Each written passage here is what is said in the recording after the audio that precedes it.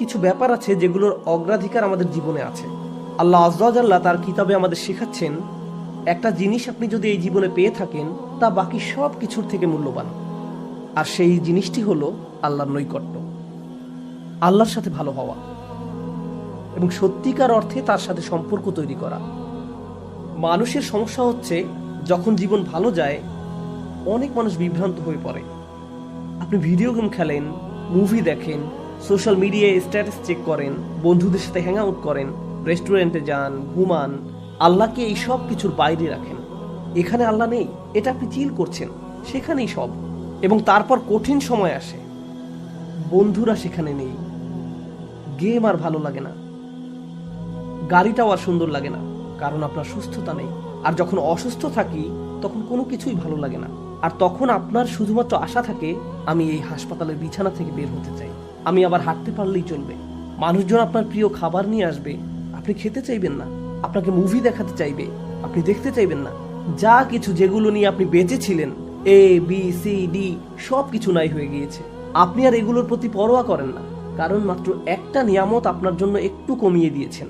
এবং এই পর্যায়ে আপনার দুটি রাস্তা আছে।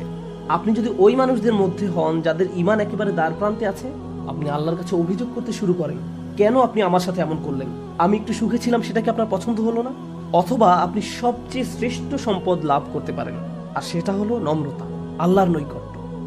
আসলে উপলব্ধি করা, এমনকি যখন আমি সুস্থ ছিলাম, এমনকি যখন আমি ধনী ছিলাম, এমনকি যখন আমি ভালো করছিলাম, সব কিছু ঠিক ছিল, আমি উপলব্ধি করিনি এমনকি তখনও আমি লাইফ সাপোর্টে ছিলাম।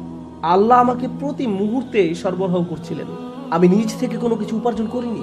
এই জন্য আল্লাহ আযজা ওয়া জাল্লা বলছেন, উলাইকা লাহুম নাসিবুম মিম্মা কাসাবু, তারা যা অর্জন করেছে তার অংশীদার হবে।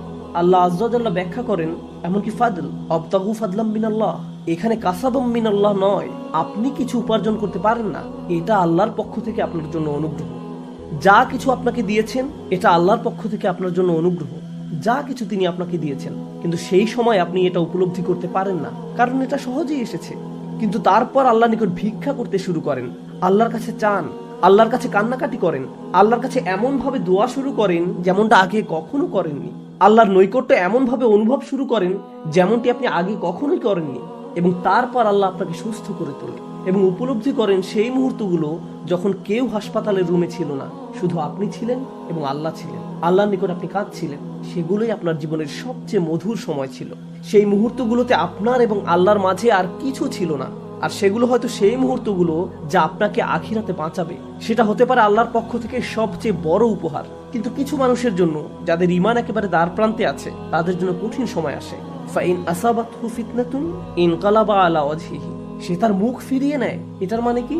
এর মানে আমি আল্লাহর সাথে কিছু করতে চাই না, তিনি কিভাবে আমাকে ত্যাগ করতে পারেন, তিনি কিভাবে আমাকে কঠিন সময় দেন। এবং এটা আমাদের সময় খুব সহজেই বোঝা যায়। আমরা একটা হাইপার কনজিউমার সোসাইটিতে বাস করছি, সবকিছু দ্রুত আসছে। আপনি বিনোদন চান, আপনার ফোনের অ্যাপস খুলে ফেলুন। আপনি কিছু কিনতে চান, অ্যামাজনে অর্ডার করুন, সেটা আপনার দরজায় পৌঁছে যাবে। সবকিছু অনায়াসে হচ্ছে এবং তাৎক্ষণিক হয়ে যাচ্ছে। আপনি কিছু চান, সেটার জন্য আপনাকে কোথাও যেতে হবে না, সেটা আপনার কাছে চলে আসবে। সবকিছু দ্রুত দ্রুত আরো দ্রুত পেয়ে যাচ্ছি, আমরা অভ্যস্ত হয়ে গিয়েছি। এবং যদি কোনো অর্ডার 2-3 দিন দেরি করে, আপনি সেখানে 1 স্টার, ডিসলাইক বা খারাপ রেটিং দেন। এবং এখন আপনি আল্লাহর কাছে দোয়া করেন আর আশা করেন আল্লাহ আপনার কিছু সমস্যার সমাধান করবেন, কিন্তু সেগুলো খুব দ্রুত করবেন। তাৎক্ষণিক পেয়ে আপনি অভ্যস্ত হয়ে গিয়েছেন। এবং যখন আপনি এটা পান না, খারাপ সেবা আর আমার ভালো লাগে না, আরো ভালো কাস্টমার সার্ভিস দরকার। আমি আল্লাহর কাছে কিছু অর্ডার করতে যাব না, কারণ এখন আপনি একজন কাস্টমার, আপনি এখন অধিকারী। আপনি আল্লাহর থেকে মুখ ঘুরিয়ে নেন। তিনি আমার কথা শুনলেন না, তিনি আমার সমস্যার সমাধান করলেন না। বুঝতে চেষ্টা করুন, আল্লাহ আযজা ওয়া জাল্লার সবার জন্য পরিকল্পনা আছে। এবং আপনাকে একটা উপমা দেই, ইয়াকুব আলাইহিস সালামের ক্ষেত্রে, যিনি কিনা তার সন্তান হারিয়েছিলেন, আল্লাহ তার সন্তানকে অনেক অনেক বছর পর ফিরিয়ে দিয়েছেন। মূসা আলাইহিস সালামের ক্ষেত্রে তার মাও তার সন্তানকে হারিয়ে ফেলেন, সে তাকে পানির মধ্যে ছেড়ে দেন এবং আল্লাহ কয়েক ঘন্টার মধ্যেই তার সন্তানকে ফিরিয়ে দেন।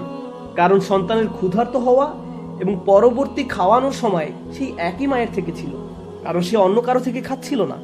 কখনো আল্লাহ তাৎক্ষণিক সমস্যা দূর করে দিবেন, কখনো কখনো আল্লাহ অনেক অনেক বছর পরে সমস্যা দূর করবেন, কিন্তু সবকিছুর মধ্যেই কল্যাণ রয়েছে। আমি বিশেষভাবে ইয়াকুব আলাইসাল্লামের গল্পটি ভালোবাসি, কারণ এটার খায়ের সম্পর্কে চিন্তা করুন। সেই সমস্ত বছর তার বাবা কেঁদেছিলেন, তার বাবা প্রায় চোখের দৃষ্টি হারিয়ে ফেলেছিলেন। কোরআন বলছে তার বাবা চোখের দৃষ্টি হারিয়ে ফেলেছিলেন। কিছু উলামা যেমন আলুসি রহমতুল্লাহ আলাইহি মন্তব্য করেন, আমিয়া সে কান্নাকাটি থেকে অন্ধ হয়ে গিয়েছিল। কিন্তু এই পুরো সময় ইউসুফ আলাইসাল্লাম কোথায় ছিলেন? ইউসুফ আলাইসাল্লাম ছিলেন কারাগারে। ইউসুফ আলাইসাল্লাম ছিলেন শিশু দাস, এবং যখন তার পরিণত বয়স হয় তাকে কারাবন্দী করা হয়। তিনি অনেক বছর কারাবন্দী ছিলেন। সুতরাং হয় তিনি দাস হয়ে কাজ করছিলেন অথবা কারাবন্দী ছিলেন। এটা একটা ভালো জীবন না, এটা ভালো জীবন নয়। কিন্তু সবকিছুর শেষে যখন সে রাজার স্বপ্ন ব্যাখ্যা করলেন, এবং সেই স্বপ্নের অর্থ ছিল পুরো অর্থনীতি 7 বছরের মধ্যে একেবারে ধসে যাবে এবং মানুষজন অনাহারে মারা যাবে। ইউসুফ আলাইসাল্লামই এমন একজন ছিলেন যিনি জানতেন কিভাবে এই সংকট মোকাবেলা করতে হয়। তিনি কারাগারে না থাকলে কখনোই রাজাকে সাহায্য করতে পারতেন না। কিন্তু তখন ইউসুফ আলাইসাল্লাম সেখানে স্বপ্ন ব্যাখ্যা করার জন্য ছিলেন এবং বললেন, ইন্নী হাফিজুন আমিন, আমি এই দায়িত্বটি পালন করতে পারি, আমাকে কোষাগারের সেক্রেটারি করে দিন, আমাকে এই দায়িত্ব দিন। যখন তিনি সেটা করলেন, সেটার যত্ন নিলেন, তার পরবর্তীতে হাজার হাজার পিতামাতাকে তাদের সন্তান অনাহারে মারা যাবে বলে কাঁদতে হয়নি। একজন পিতা অনেক বছর ধরে কেঁদেছেন, কিন্তু তার কান্নার জন্য আল্লাহ হাজার হাজার মানুষকে কান্নাকাটি থেকে বাঁচালেন। কারণ ইউসুফ আলাইসাল্লাম যদি সেই অর্থনীতি না বাঁচাতেন এবং তিনি যদি সেই শস্য না বাঁচাতেন, পুরো জমি পচে যেত, অগণিত মানুষ অনাহারে মারা যেত, সব ধরনের সংকট দেখা দিত।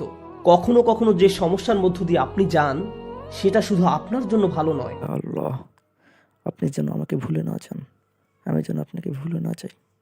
আমি আপনাকে